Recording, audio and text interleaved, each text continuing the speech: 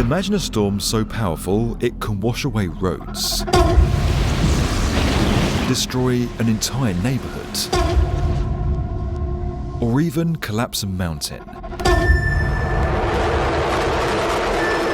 Now imagine taking that terrifying power of nature and being able to control it with the push of a button.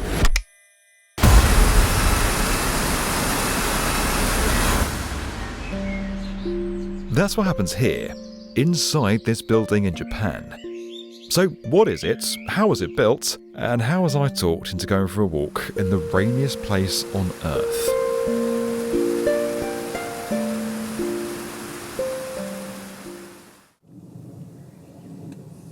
It is what it is.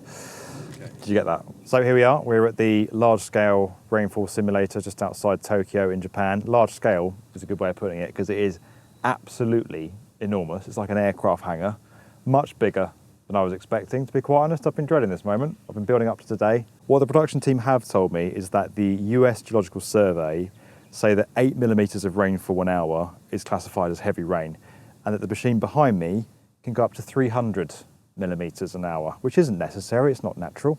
I don't need to put in that kind of scenario, but for your viewing pleasure, we're doing it. So here we go. I've brought my umbrella, which is one of these lovely clear Japanese umbrellas, but not sure it's going to be enough. Just before the ritual humiliation, let's actually do some work. Before we get to know how this place was built and why it's necessary, we need to discuss the strange quirk of Japanese housing. What you're looking at here is a typical Japanese house. Now, while the major cities are dominated by those mid and high-rise apartment blocks, it's houses like these that you're going to find in towns, villages and suburbs right across the country. If you're thinking of moving to Japan and you want to find a bargain, it's a house like this you'll want, and the older the better. That's because, unlike basically every other country on Earth, housing in Japan loses value over time. After about 30 years, houses like these are going to be knocked down and replaced by a newer model. But why? Well, close your eyes and picture the Japanese countryside. Maybe you're imagining lush mountains and valleys, steaming hot springs and ancient temples, a place that reflects a deep-rooted connection with nature. And you'd be right, but that connection isn't always as peaceful as it seems. Japan only exists because of nature's raw power. It was forged when massive tectonic forces pushed it out of the sea millions of years ago. It gives this nation a stunning landscape, but it's also made it the most earthquake-prone country on the planet. Japan faces some of the world's most violent storms. Typhoons regularly sweep through, bringing torrential rain, devastating floods, and powerful winds that can tear rooftops apart. As if all of that wasn't enough, with over 80% of Japan covered in mountains, those torrential storms bring another very real threat: landslides. Even if your house survives an earthquake, it could easily be swept away in a river of mud and rock. It's largely because of all this that the idea of impermanence, that nothing lasts forever, has been really ingrained in Japanese culture, even in something as solid as a house. It's why many homes are built with semi-permanent prefabricated designs, not as a sign of weakness, but as a smart, pragmatic response to an unpredictable landscape. But that's only half the response. The other half is world-leading research into flood-proof urban planning and landslide prediction technology. This is Tsukuba. It sits 75 kilometers northeast of Tokyo and has a very good claim to be in the scientific center of Japan. It's home to both the Japanese Space Agency and the headquarters of the snappily named National Research Institute for Earth Science and Disaster Prevention, which they helpfully shorten to NIED. Now, we came here when we were making our epic documentary about Tokyo's disaster resilience infrastructure, and we just couldn't leave without seeing inside this building. This building established in 1974, and this is a big typhoon is coming in the damage affected in Japan. Now we are research on the mechanism on flooding and the landslide using this facility.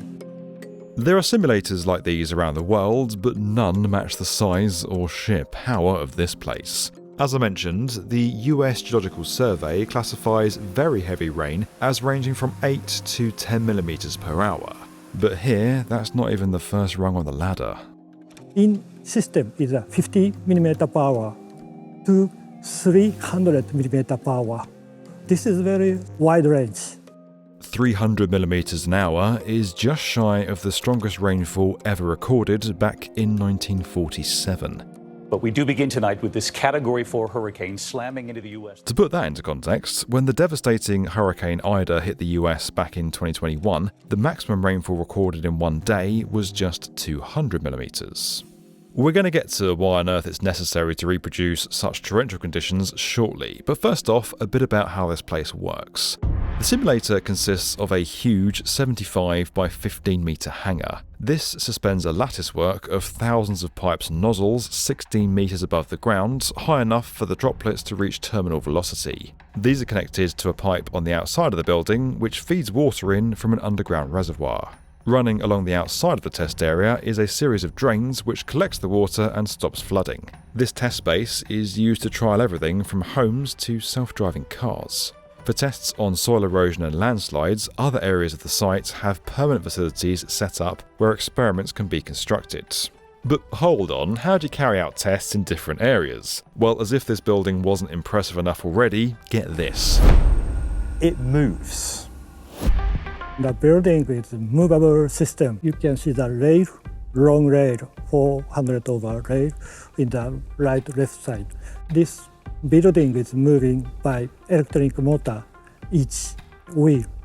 This vast building effectively works as a self-powered railway carriage, moving at a speed of about 1 metre a minute. This is over 3,000 square meter in the rainfall area. It's very, very big. So how does all this relate to housing in Japan?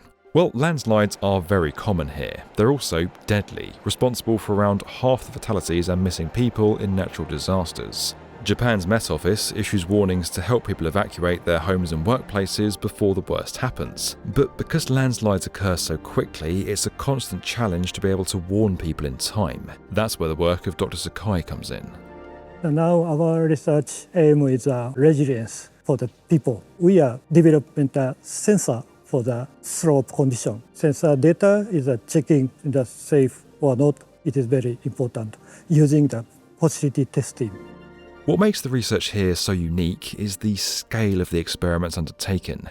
Tests like this give researchers like Dr. Sakai much more reliable insights than smaller scale projects. But it's not just the size of the experiments here that make this place unique. Being able to reproduce a variety of rain conditions involves more than just cranking up the power. This system is like a natural rainfall condition, and this natural rainfall state is rainfall drop size, and rainfall speed, and intensity. It's being able to control the droplet size, speed and intensity that makes this simulator so unique. It sprays water from 2,176 nozzles of 4 different types that can reproduce raindrops from 0.1 to 8 millimeters in size. The bigger the size of the droplets, the faster it falls, and the height of the nozzles helps distribute the rain over an equal area.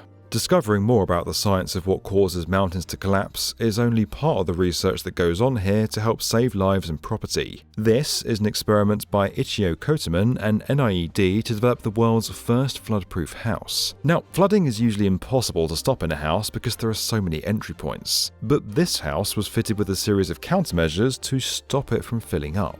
The windows were sealed with a hollow gasket similar to that used on car doors. The air vents are fitted with a float valve which blocks the water coming in through the airway. Utility pipes entering the building are also insulated by a backflow prevention valve which allows rainwater to leave but not enter the property. It's an incredible development that just wouldn't have been possible without this facility. If you enjoyed this video and you want to get more from the definitive video... Oh no, okay, I can't sign off yet. They want to put this bit in, so here you go guys. Here's a couple of minutes of me getting wet. Now, I'm not really sure what the dress code is for a large-scale rainfall simulator, to be quite honest, but I've sort of just worn stuff that can get wet. And then they give me these wellies, which makes it look like I've walked out the village, people. I hate you so much right now.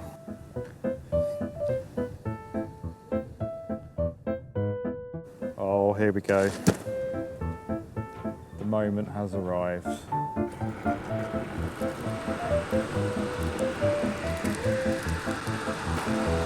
What is coming out of that? It's is unreal. I'm on £2 umbrella. Do me proud.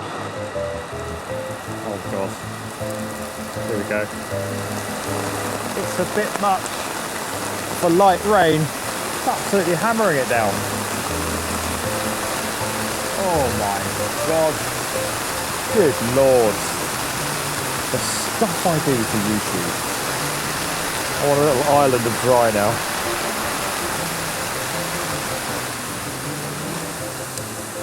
This is light rain. No, go for it. This is light rain. Right. I mean, he's just told me that's light rain, which blows my mind because I wouldn't think it could rain more than that, but it's about to apparently. Hey, it's a good ad for the $2 umbrella, right? Mic off, yeah? Yeah.